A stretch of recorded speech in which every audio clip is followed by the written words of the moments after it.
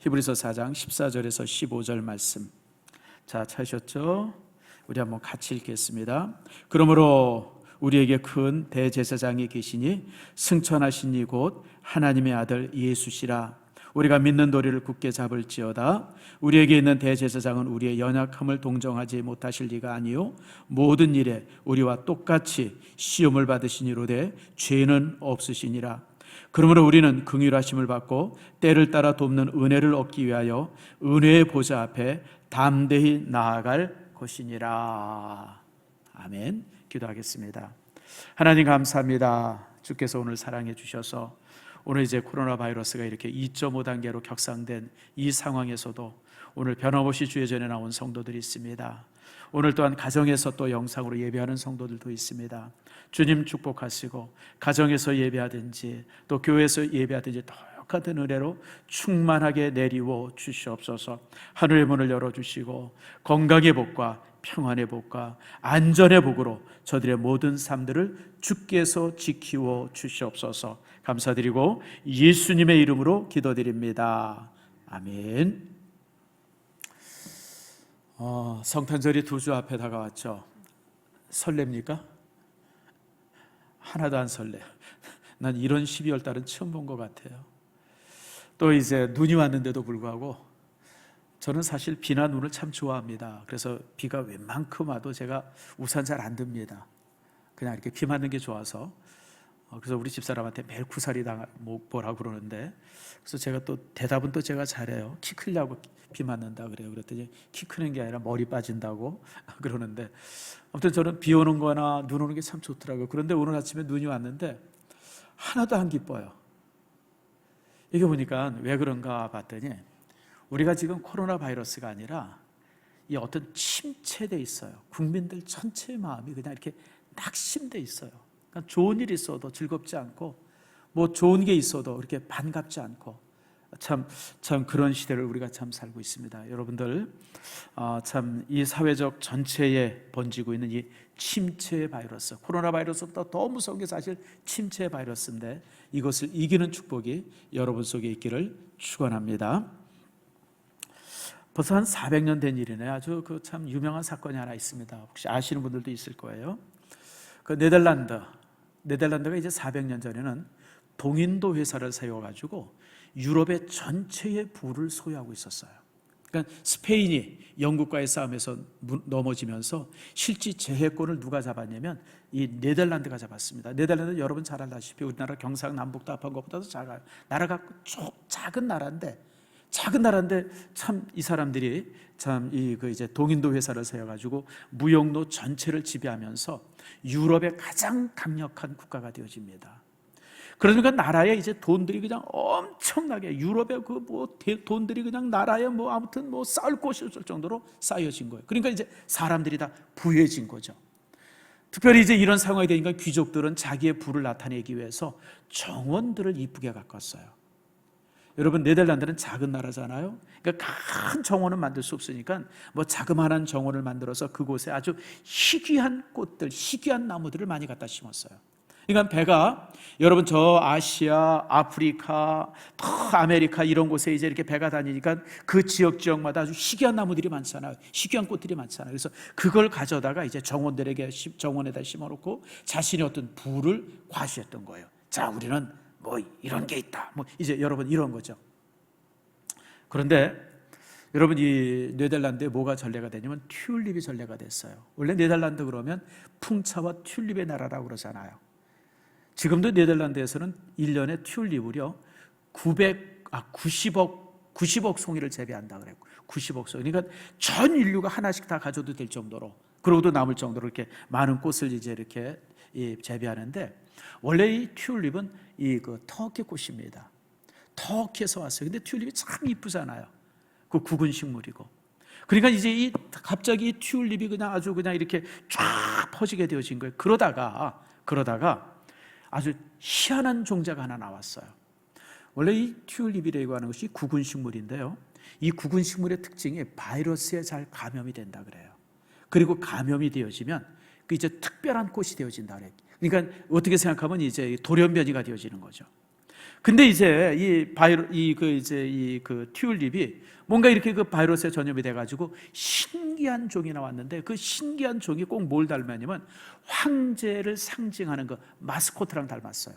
그래서 이제 일종의 뭐라 그래야 되나, 황실의 문양과 비슷한 꽃이 나온 거예요. 황실의 문양과.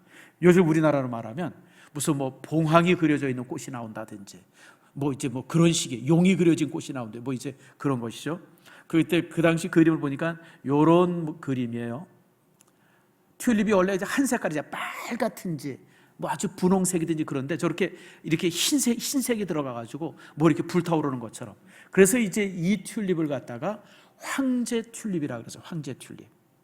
그러다 보니까 사람들 너도 나도 그냥 막 그렇게 아주 신기한 튤립 종들을 모으기 시작했어요. 그래가지고 이제 무슨 뭐 재상 튤립, 무슨 뭐 장군 튤립, 뭐 이런 식으로 이제 튤립들 새로운 종자들이 많이 나오기 시작했어요. 그러다 보니까 사람들이 그 튤립 가격이 올라가기 시작했어요. 맨 처음에는 한 1,000원, 2,000원 하던 튤립 가격이 뭐 한 10,000원도 되다가 저거 사두면 뭐 오른데, 그리고 또 사니까 그 10,000원 하던 게 100,000원 하다가 100,000원 하던 게 100만 원 하다가 요즘 그래서 나중에 튤립 구근 하나가 20억까지 올랐어요. 20억까지. 미쳤죠, 여러분? 정말 미친 거예요. 그러니까 저거 사두면 돈이 된다 이러고, 그러니까 사람들이 빚내서 사고, 집 팔아서 사고, 땅 팔아서 사고. 그러니까 또 이제 유럽 전체에 알려졌어요. 지금 이 튤립 광풍이 그 네덜란드에 일어났는데, 그거 사두면 돈 된다 그러니까 그냥 불란서 사람들, 그냥 뭐 독일 사람들, 이태리 사람들이 돈 싸들고 와가지고 그냥 막 사기 시작하고.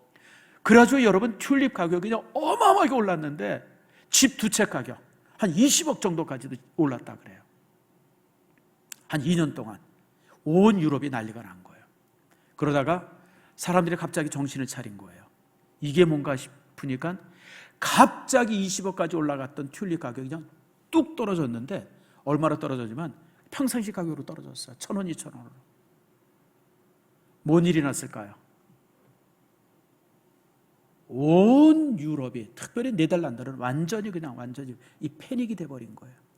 자, 생각해 보세요. 어음 받아가지고 뭐 빚 얻어가지고 살는데 그게 그냥 뚝 떨어졌으니까 자살하는 사람, 파산한 사람, 부도난 사람, 그냥 이 네덜란드 전체. 그래서 여러분, 이 동인도 회사를 만들어가지고 그렇게 많이 벌었던 돈들이 하루아침에 다 날아가 버린 거예요. 그리고 네덜란드가 그것을 회복하는데 얼마 걸리면 50년의 기간이 걸렸다고 합니다. 완전히 나라가 망해가지고 다시 나라가 정상화되는데 50년이 걸렸다고 그래요. 여러분, 세상이 이렇습니다. 세상이라고 하는 곳이 여러분 견고할 것 같은데요, 여러분 세상에 견고하게 어디 있습니까? 그래서 이제 그 솔로몬이 전도서에 뭐라고 그럽니까? 헛되고 헛되며 헛되고 헛되도다. 우리가 뭔가 이게 견고하게 붙들고 뭐 이것이 그냥 탄탄할 것이라고 붙들었는데, 여러분 붙들고 나니까 여러분 다 무너져요. 세상이라고 하는 것이 견고한 게 어디 있습니까? 그 그림이 또 하나 있어요, 여러분들. 이게 이제 바니타스 그림이에요. 바니타스라고 여러분 제가 한 6개월 전, 7개월 전에 여러분들한테 설명을 했을 거예요. 바니타스라고 하는 뜻이 이제 허무라고 하는 건데, 그 이제 이렇게 바로 그 시대의 그림이에요. 풍자. 이게 이제 수레를 탄 바보들 이런 그림인데, 자 여러분, 이 수레에 기가 하나 있는데 뭡니까? 이 튤립이 꽂혀져 있잖아요. 여자 한 사람이 앉았는데 가슴에 튤립이, 저게 이제 20억짜리 튤립이에요. 그래도 뒤에는 또 사람들이 그냥 떼를 재서 쫓아다녀. 그거 하나 살려고. 결국 무너지고 말았어요. 그래가지고 네덜란드 전체가 그렇게 되어진 겁니다. 여러분, 지금 우리나라가 뭔가 이 잘못되어 있는 게, 저는 부동산은 그래도 괜찮고, 그래도 주식은 그래도 괜찮은 것 같아요. 여러분, 뭐랍니까? 비트코인이라고 그럽니까? 이건 도대체 뭔지를 모르겠어요. 아무리 생각해요. 여러분, 그게 실제 아무 실체도 없는데 그냥 갑자기 올라가지고 지금 뭐 난리에, 뭐 작년보다 뭐 3배 올랐다, 4배 올랐다, 뭐. 여러분, 이런 모든 것들이 하루아침에 꺼집니다. 이게 여러분, 이게 네덜란드만 일이 아니라 여러분 가까운 일본도 그랬어요. 일본도 1980년대 그때 부동산 광풍이 엄청 불었습니다.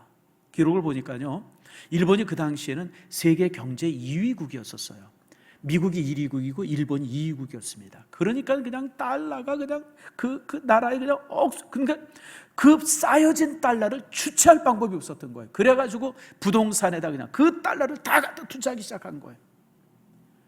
뭐 10,000원 하던 게 그냥 10만 원 하고 10만 원 하던 게 뭐 그냥 1,000만 원 하고 그냥 막 가격이 그냥 막 엄청나게 올라갔었어요. 그러다가 그냥 그 가격 올라온 것이 하루아침에 폭락이 되기 시작했어요.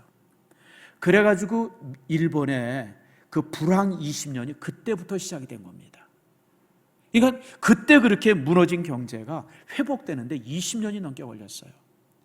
그리고 지금 일본의 모습이죠. 그때 참 일본이 좀 그런 부분들을 잘했으면 참 좋겠다 싶었는데 그러질 못함으로 이래가지고 참 일본의 경제가 그렇게 무너졌어요. 여러분, 우리나라가 요즘에 이제 그냥 막 이 그 아파트 값이 올라가고 뭐 그냥 뭐 땅값 올라가가지고 지금 막 난리가 났어요. 편승하지 말길 바랍니다. 여러분, 성경은요, 땀 흘려서 번 돈만이 가치가 있다고 인정을 합니다. 투기, 이자 이런 돈들은요, 하나님께서 도둑질과 똑같이 취급하십니다. 물론 우리가 주식 투자할 수 있고 땅에다 그러니까 여러분, 내가 가지고 있는 재산을 가장 잘 보존할 수 있는 곳이 세 군데라 그러죠. 저축, 그 다음에 이제 주식, 땅.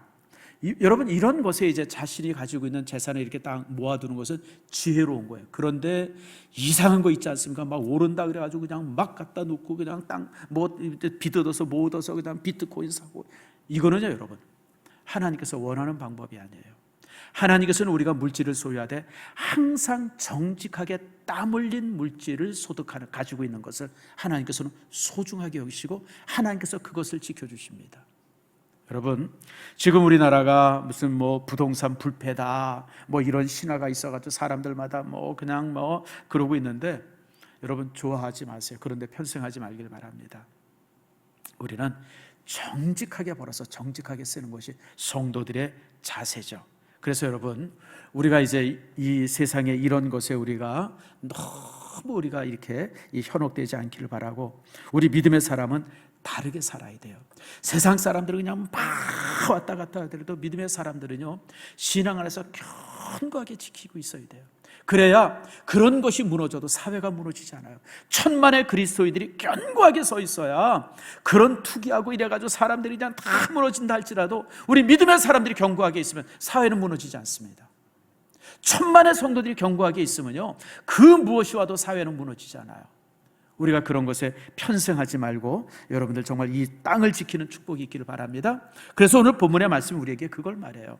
히브리서가 쓰여질 당시에도 여러 가지 일들이 많았어요. 뭐 핍박도 있었고 어려움도 있었고 환난도 있었고, 이럴 때 성도들이 막 우왕좌왕하고 막 그러고 있을 때 오늘 히브리 기자가 이제 이 성도들을 향해서 말합니다. 흔들리지 말고 견고함에 서 있어라. 세상이 무너져도 흔들리지 않고 세상이 다 쓰러져도 뽑히지 않는 그런 견고함 속에 너희들이 있어라.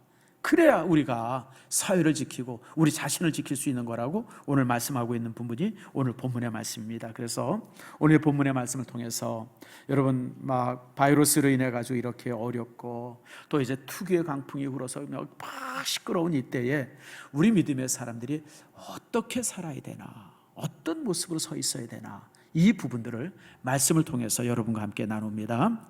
먼저 16절 말씀 봅시다. 참 제가 참 좋아하는 말씀인데요. 자, 16절이 이렇게 말합니다. 그러므로 우리는 긍휼하심을 받고 때를 따라 돕는 은혜를 얻기 위하여, 따라합시다. 때를 따라 돕는 은혜를. 하나님은 어떤 분이시냐? 여러분, 하나님은 어떤 분이시냐? 때를 따라 돕는 분이에요. 때를 따라. 우리가 힘들고 어려울 때에, 우리가 참 여러 가지 역경이나 이런 것에 있을 때 하나님께서는 우리를 가장 적절할 때, 적당할 때 우리를 도와주신다. 그래서 때를 따라 도우신다라고 말해요. 사실 여러분, 지금 이제 코로나 바이러스가 이렇게 심한데요, 코로나 바이러스가 사람의 잘못 아닙니까? 영역 침입이에요. 무슨 얘기냐면 바이러스가 살던 영역이 있어요. 거기는 바이러스한테 남겨둬야 돼요. 근데 사람이 그 영역을 들어가는 거예요. 그래서 그 영역에 들어가서 결국 그 바이러스가 사람에게 이제 이렇게 침투가 되어진 거죠. 지금 코로나 바이러스가 우한 바이러스라잖아요. 우한에서 시작이 되는데 왜 우한에서 시작이 돼요? 우한 사람들이 천상갑 잡아먹죠, 박쥐 잡아먹죠. 뭐 그냥 이렇게 먹지 말아야 될 거 막 먹고 이러면서 그 동물로부터 그 바이러스가 사람에게 옮겨진 거예요. 그게 지금 이렇게 퍼지고 만 거죠. 그러니까 여러분, 사실은 가만히 바라보면 이 질병은 인간의 잘못 때문에 되어진 거예요. 근데 하나님께서 니들이 잘못했으니까 니들이 알아서 해, 그러시지 않으세요. 하나님이 우리를 도와주세요. 때를 따라서 하나님의 방법으로, 가장 적절한 방법으로 하나님께서 이 질병을 물리칠 수 있도록 하나님께서 우리에게 은혜를 허락하시는 거예요. 그래서 오늘 성경은 때를 따라서 하나님께서 우리를 도우신다, 이렇게 말씀합니다. 하나님께서는요, 팔짱 끼고 구경하시는 분이 아니에요. 하나님께서 모른 척 하시는 분도 아니에요. 하나님께서 저 멀리 가셔서 네가 알아서 하라고 내팽겨두시는 분이 아니에요. 하나님께서는 우리가 가장 힘들어하고 어려울 때, 그리고 우리에게 정말 절실한 순간에 나타나셔서 우리의 모든 삶의 문제들을 해결해 주신다. 그게 하나님의 방법이세요. 근데 왜 하나님께서 우리를 이처럼 도우시느냐? 이유가 있어요. 그 이유가 뭐냐면 15절에 나와 있습니다. 자, 15절 말씀 함께 볼까요? 우리에게 있는 대제사장은 우리의 연약함을 동정하지 못하실 리가 아니요. 우리에게 대제사장이 계시는데 연약함을 동정하신다 그랬어요. 근데 모든 일에 우리와 똑같이 시험을 받으시니로되 죄는 없으시니라. 왜 예수님께서, 왜 하나님께서 우리를 돕냐면 우리와 똑같이 어려움을 당하셨기 때문에 우리를 너무 잘 아세요. 이게 동정이라고 하는 말이 바로 우리와 똑같은 마음을 가지신다라고 하는 거예요. 자, 여러분 잘 아시는 것처럼 예수님은 가난한 가정의 장남으로 태어나셨어요. 가난한 가정의 장남으로. 아버지는 일찍 돌아가셨어요. 어머니와 함께 동생들을 돌보면서 살았어요. 얼마나 힘들었겠어요, 여러분들. 가난한 가정의 장남 한번 손 들어보세요. 가족 전체를 책임져, 형제들 책임지고 사시는 분들 손 들어보세요. 여러분 그런 사람 없어요? 여러분 그런 분들 많잖아요. 그러니까 예수님은요, 정말 성인이 될 때까지 그 가난 속에서 배고픔이 뭔지, 돈 없음이 뭔지, 이런 것들을 정말 처절하게 경험하시면서 사셨어요. 그리고 전도자로 나서서도요, 여러분 별별 일을 다 당하시잖아요. 매맞기도 하셨어요. 배신도 당하셨어요. 사람들 앞에 모욕도 당하셨어요. 모험도 당하셨어요. 채찍에 매도 맞으셨어요. 심지어는 그 뼈가 으스러지고 살이 찢겨지는 십자가형을 받으셨어요. 그러니까 예수님은 우리가 당한 모든 것들을 당하신 분이에요. 그러니까 여러분, 우리가 아파할 때 주님은 우리의 아픔을 아세요. 여러분, 유명한 얘기가 하나 있잖아요. 그 프랑스 대혁명이 일어났을 때 사람들이 막 파리에서 데모를 하는 거예요. 근데 그 당시 이제 그 여왕이 이제 이렇게 그 사람들이 이렇게 보면서 그 시녀한테 물었다 그래. 야, 도대체 저 사람들이 뭐라 그러냐? 그랬더니 그 시녀가 뭐라 그래? 예, 저 사람들이 지금 막 외치는데 그 외침이 뭐냐면 우리에게 빵이 아니면 죽음을 달라고 그럽니다. 그랬대. 그렇게 외칩니다. 그러니까 이 여왕이 그 얘기를 듣던, 아니 참 그러네. 아니 빵이 없으면 비스켓 먹으면 되지. 그게 이제 전달이 됐어요. 그 백성들 앞에. 그러니까 이 백성들이 그 얘기를 듣고 파리 시민들이 그냥 더 흥분해가지고, 그래가지고 여러분 프랑스 대혁명이 일어난 거예요. 여러분, 부유한 사람들은 가난한 사람들의 아픔을 모릅니다. 넉넉했던 사람들은요, 여러분 부족한 사람들의 아픔을 몰라요.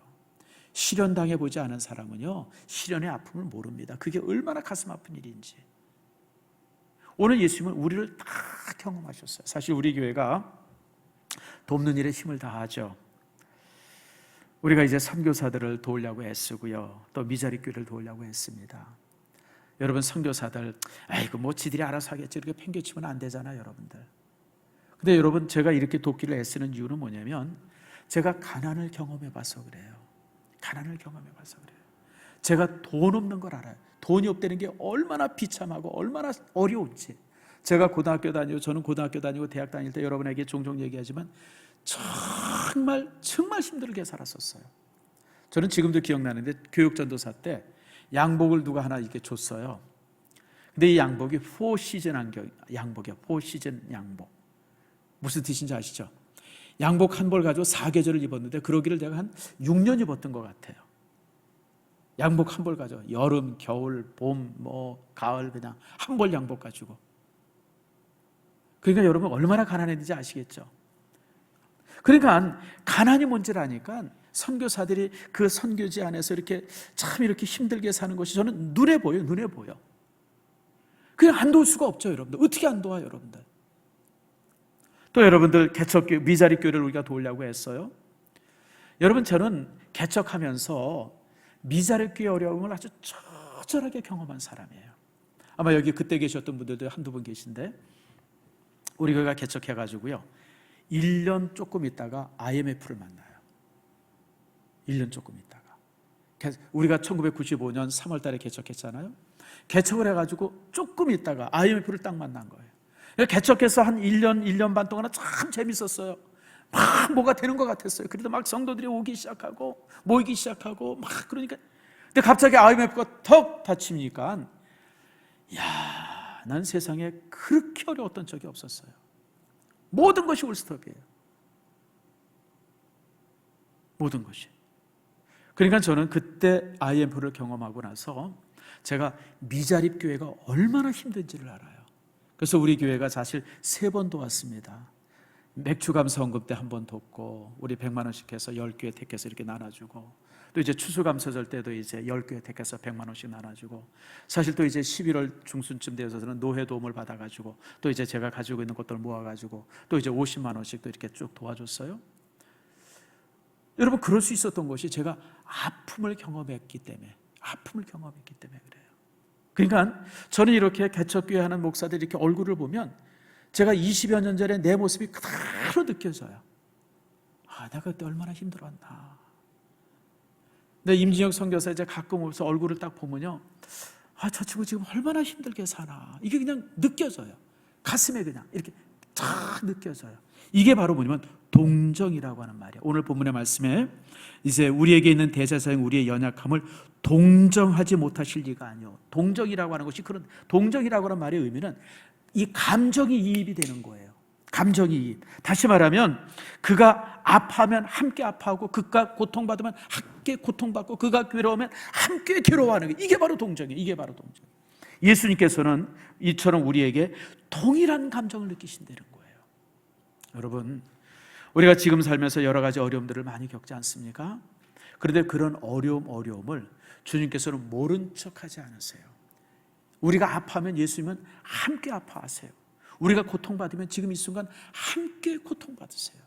그래서 모든 것을 이렇게 동정하시기에, 우리와 똑같은 마음을 가지시기에 우리를 돕지 않을 수가 없어요. 그래서 은혜의 보좌 앞으로 나아가라는 거예요. 때를 따라서 주님께서 우리를 돕는 분이시기 때문에.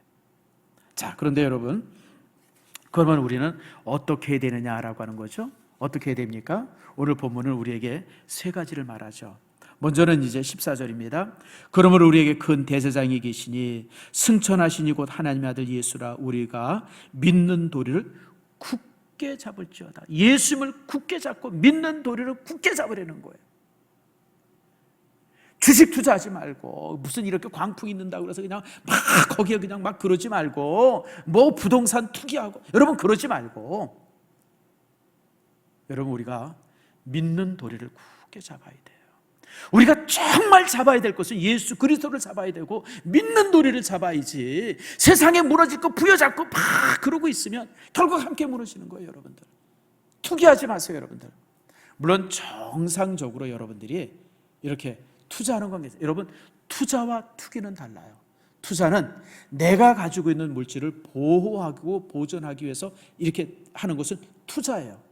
우리가 그 투자는 주식에도 할 수 있고, 그리고 그 투자는 우리가 이제 이렇게 부동산에도 할 수 있어요. 여러분, 이게 투자는 정상적인 거예요. 그건 당연히 해야 되는 거예요. 투기는 여러분 도박이에요. 투기는 도박입니다. 여러분들이 이런 부분들 속에서 정말 조심해야 돼요. 우리 믿음의 사람들이 가장 그 세상의 것, 그 무너질 것, 그것에 그냥 이렇게 그것 잡으려고 이렇게 되어지는 것, 이것이 이제 잘못된 것이죠. 그래서 우리가 믿음의 도리를 굳게 잡아야 돼요. 믿음의 도리라고 하는 것이 뭡니까? 예수 그리스도를 주로 모시고 주님의 말씀 앞에 서고, 그리고 주님께서 우리에게 주신 그 십자가를 붙들고 이 어려움을 견뎌내고 이겨내는 것, 그것이 바로 이제 이 예수 그리스도를, 그리고 이제 믿음의 도리를 굳게 잡고 사는 거예요.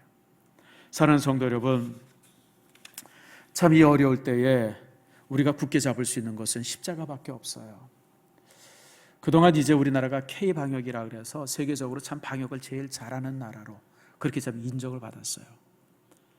근데 오늘 아침 뉴스를 보니까 이제 어제 확진자가 1000명이 넘었다 그래요. 보통 여러분, 우리가 이제 확진자가 1000명이다라고 뉴스에 나면 곱하기 3을 해야 됩니다. 그게 이제 통계적으로 맞아요. 그러니까 우리나라가 지금 하루에 3000명씩 확진자가 생기는 거예요. 다음 주일 되어지면 이 1000명, 3000명의 확진자가 어디까지 늘어날지 몰라요. 그래서 지금 이제 3단계로 격상해야 되느냐 아니냐, 뭐 이런저런 얘기들이 많이 있어요. 여러분, 3단계 격상하면 방역도 무너지지만 이제 완전히 서민의 경제가 완전히 무너지는 거예요. 여러분, 기업에 다니면서 월급 받는 사람은 그래도 괜찮아요. 근데 지금 뭔가 이제 소상공인들 있잖아요. 카페 하는 사람들, 장사하는 사람들, 슈퍼하는 사람들, 뭐 이런 거 저런 거 하는. 근데 사실 그런 사람들이 지금 우리 국민들 안에 얼마나 많아요, 여러분들? 그런데 여러분, 지금 이 사람들이 거의 절망의 상태. 그래서 며칠 전에 신문에 보니까 뭐 이렇게 저렇게 정부가 문 닫으라 그랬으면 이제 이렇게 가게세나 이런 거 정부가 보전해줘라, 뭐 이런 거 이제 데모하겠다고, 뭐 청원하겠다고 그런 기사가 나는 것도 봤어요. 지금 여러분, 방역도 무너지지만 경제도 함께 무너지고 있어요. 둘 중 하나는 살릴 줄 알았는데, 경제는 무너지더라도 방역은 살릴 줄 알았는데 방역조차도 무너지고 있잖아요. 그러다 보니까 이제 국민들 전체가 그 마음이 침체되어 있어요. 다운되어 있어요. 정말 그 마음이 그냥 막 이렇게 눈이 와도 하나도 안 기쁘고, 성탄절이 두 주 다가왔는데도 불구하고 하나도 설렘이 없고, 이게 전체적으로 다운되어 있어서 그래요. 이럴 때 우리는 믿음의 도리를 굳게 잡고 있으면 돼요.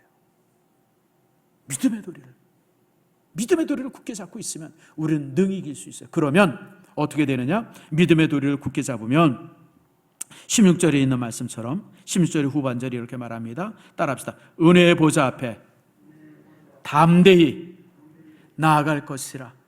무슨 얘기예요? 우리가 믿음의 도리를 굳게 잡고 절망하고 낙심하는 것이 아니라 은혜의 보좌 앞에 담대히 나가려는 거예요. 주님께서 우리를 도우시고 주님께서 우리를 세워주실 것을 기대하면서 이 은혜의 보좌 앞에 나아가는 거예요. 여러분, 담대히 나가라 그랬어요. 은혜의 보좌란 하나님 앞에 나가는 겁니다. 야, 그러면 우리가 이 땅에서 하나님의 보좌 앞에 나가는 방법이 무엇일까? 여기 은혜의 보좌라고 하는 것은 구약 성경의 지성소를 가리키는 겁니다. 지성소는 하나님이 계신 곳이 하나님이 계신 곳. 우리가 하나님을 앞에 나가서 하나님을 만나면 되는데, 그러면 우리가 어떻게 하면 하나님 앞에 나갈 수 있느냐? 성경은 두 가지를 말씀합니다. 먼저 이사야가 알려주고 있죠. 여러분, 이사야서 6장에 보면 이렇게 시작이 됩니다. 우시아가 죽던 해에 내가 성소에 나가서. 우시아가 죽던 해. 우시아는 다윗 이후에 가장 걸출한 왕이었습니다. 그 당시 이제 이 다윗 이 시대는 참 이렇게 이제 정복 전쟁을 많이 해서 이제 주변을 많이 정복했는데요. 한 200년 지나고 나서 우시아가 딱 왕이 됐을 때는 주변에 강국들이 생기기 시작했어요. 그래서 이 북쪽에는 아시리아죠. 그 다음에 동쪽에는 바벨론, 그리고 남쪽에는 이제 애굽은 뭐 수천 년 된 강국이고, 그 강국의 틈 사이에 이제 이 유다라고 하는 나라가 있었던 거예요. 아주 작은 나라로. 근데 그 당시에 이 우시아가 걸출한 사람이었었어요. 그래가지고 외교든지 국방이라든지 이런 걸 잘해가지고 나라를 아주 건강하게 전쟁 없는 나라로 잘 만들고 있었어요. 그런데 그 걸출한 왕이 죽은 거예요. 지도자가 죽은 거예요. 그리고 새로 세워진 왕은 이렇게 보니까 훨씬 못 미쳐요. 이건 신앙도 안 돼 있고 어떤 리더십도 안 돼 있고, 그러니까 나라가 풍전등화 같은 상태예요. 그러니까 그 풍전등화 같은 그 나라를 바라보면서 우시아가 성전을 찾아온 거예요. 하나님의 교회를 찾아온 거예요. 그리고 이제 거기서 이제 기도를 했는데, 그 기도할 때 정말 영적 안이 다 열려지면서 성전 가득하게 채워 계신 하나님의 모습을 저가 발견하게 되시죠. 여러분, 은혜의 보좌는 교회를 말합니다. 여러분들이 오늘 2.5단계로 상승이 되어지고 모이지 말아라, 가지 말아라, 별별 얘기가 있음에도 불구하고 오늘 이처럼 여러분들 모두가 교회에 나왔어요. 이게 지금 여러분들 은혜의 보좌 앞에 나온 거예요. 이곳에서 예배하면서, 이곳에서 하나님을 만나고 하나님의 놀라운 음성을 듣고 주님이 주시는 은혜들을 체험하는 여러분들 되어지기를 축복합니다. 이곳이 은혜의 보좌, 이게 하나님 앞에 우리가 나와 있는 거예요. 하나님 앞에 여러분들이 아무리 힘들어도, 아무리 어려워도 은혜의 보좌 앞에 나오는 일들이 여러분 게을러지지 않기를 축복합니다. 아이고 이렇게 2.5단계가 됐다 어쩌다, 아이고 그냥 집에서 그냥 편안하게 예배하지. 여러분 그러지 마세요. 우리는 은혜의 보좌 앞에 나와야 돼요. 여기에 답이 있어요. 여기에 답이 있습니다. 여러분, 또 은혜의 보좌 앞이라고 하는 것은 뭐냐면 주님께서 주신 말씀이죠. 두세 사람이 내 이름으로 모인 곳에 내가 어떻게 함께 하겠다고 그랬어요. 여러분, 이 사도행전 16장에 보면 바울이 신라와 전도하다가 매 맞고 옥에 갇혔어요. 빌립보에서 전도를 했는데 그때 이제 귀신 들린 여자가 너무 불쌍해서 귀신을 쫓아냈어요. 근데 그 귀신 들린 여자 때문에 먹고 살던 주인이 자기가 이제 수입이 끊어지니까 그냥 바울을 그냥 모함을 하고 그냥 막 고소를 해가지고 바울이 그냥 늘씬하게 매를 맞고 감옥에 갇힌 거예요. 온몸에 피투성이고 그냥 뼈 마디마디가 그냥 막 다 부서지는 것 같고, 그냥 이 채찍에 맞은 자리, 그냥 돌에 맞은 자리 때문에 그냥 막 시큰시큰 아프고 피투성이가 됐는데, 그들 둘이 한밤중에 한 12시쯤 됐겠죠. 둘이 같이 일어나서 하나님 앞에 예배했어요. 찬송하고 예배하고. 그럴 때 그 자리에 놀라운 하나님의 은혜가 임합니다. 그러면서 옥이 그냥 옥 터전이 흔들리고 옥문이 열려지고, 그러면서 이제 그 옥을 지키던 간수장과 간수장의 가족들이 전도되어지는 놀라운 기적의 역사 나타납니다. 예, 바로 그거예요. 은혜 보좌란 두세 사람이 모여서 주님의 이름으로 모여서 예배하고 기도하는 곳이 바로 이제 은혜의 자리예요. 여러분이 목장에서 성도들이 많든지 적든지 상관없이 함께 모여서 예배하면 그 예배 자리가 바로 은혜의 자리입니다. 은혜의 보좌예요. 그래서 여러분들, 우리가 어렵고 힘들 때일수록 더 많이 예배하고 어렵고 힘들 때일수록 더 많이 우리가 교회에 나와야 하는 이유는 거기에 답이 있기 때문에 그래요. 거기에 답이 있어요. 거기에 답이. 사실 제가 이제 요즘에 목사로서 살면서 참 자괴감이 많이 드는 게 하나 있어요. 자괴감. 그게 뭐냐면, 예전에는 누구를 돕는다, 가난한 사람 돕는다, 어려운 사람 돕는다 이러면 이게 교회 일이었었어요. 교회 일들. 그리고 교회가 제일 잘하는 일이었었어요. 근데 여러분, 2000년대가 넘어서면서부터 이제는 사실 세상에 밀려요. 세상이 훨씬 더 잘해요. 국가가 이제는 훨씬 더 많은 돈들로 이제 이렇게 가난한 사람 돕고요. 또 회사라 이런 곳이 훨씬 더 많은 물질을 가지고 그냥 많이 도와줘요. 그러니까 이제 교회가 누구를 돕는다 그러면 교회가 돕는 것은 이제 좀 푼돈밖에 돼. 푼돈밖에 안 돼. 그럼 참, 이게 참 내가 이 목사로서 어떤 때는 좀 이 자괴감이 들어요. 이거 내가 좀 제대로 해야 되는데 이게 세상에 사는 것에 비해서 너무 작게밖에 못한다. 아마 이제 우리가 그런 건 저도 느끼지만 아마 여러분들도 느낄 거예요. 참 우리가 이렇게 선교지나 이런 데 참 어렵고 힘든 데 알면 그냥 왕창 도왔으면 좋겠는데 우리가 그럴 만한 것들이 없으니까 기껏해야 100만 원, 200만 원, 그것도 참 우리가 쉽지 않은 거죠. 근데 여러분, 사실 세상은 얼마나 쉽게 돕습니까? 국가가 얼마나 쉬워요? 우린 기껏해야 미자리 교회 10교회 택해가지고 100만 원 주는데 국가는 어떻게 해요? 전 국민에게 그냥 막 한 가족당 100만 원씩 퍽퍽 줘도 그냥, 그런 거 이렇게 보면 아이고 우린 참 별것도 없나 보다, 그런 생각을 가져요.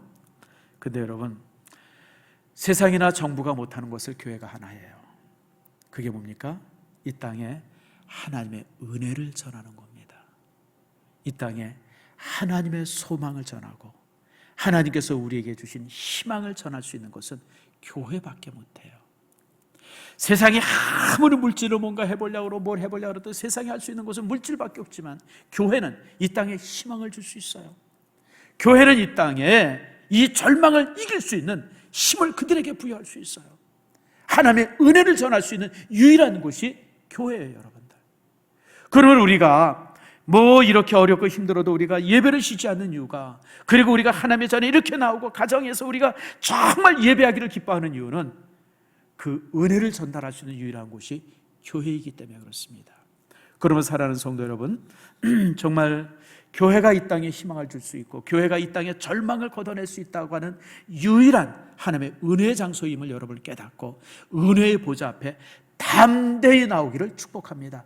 담대히 나와야 돼, 담대히.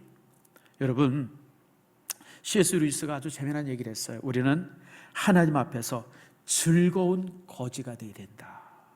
말이 참 재밌죠. 거지가 얼마나 외롭고 슬픈 존재예요. 근데 즐거운 거지가 되어야 된다. 다시 말하면 우리가 하나님 앞에 나와서 무언가 요구하고 하나님 뭘 주세요라고 얘기할 때에 우리가 괜히 무슨 뭐 이렇게 뒤처지고 우리가 괜히 그냥 뭐 이렇게 그러지 말라는 거예요. 하나님 앞에 요구할 때 그냥 즐거움을 가지고 담대함을 가지고 막 요구하려는 거예요. 그래요, 여러분들. 우리가 하나님의 자녀예요. 예수 그리스도가 우리를 위해서 죽어주셨고 그분이 우리의 대제사장이 되시는 분이에요. 우리가 그분 앞에 즐거움을 가지고 우리가 부르짖어야 돼요. 그럴 때 하나님께서는 우리에게 은혜를 주시고, 그리고 우리에게 주시는 그 은혜를 우리가 정말 나만 소유하는 것이 아니라 이 땅을 전달해서 이 땅이 이 절망과 어둠을 이길 수 있는 힘을 갖게 되어지는 겁니다. 사랑하는 성도 여러분, 말씀을 했습니다.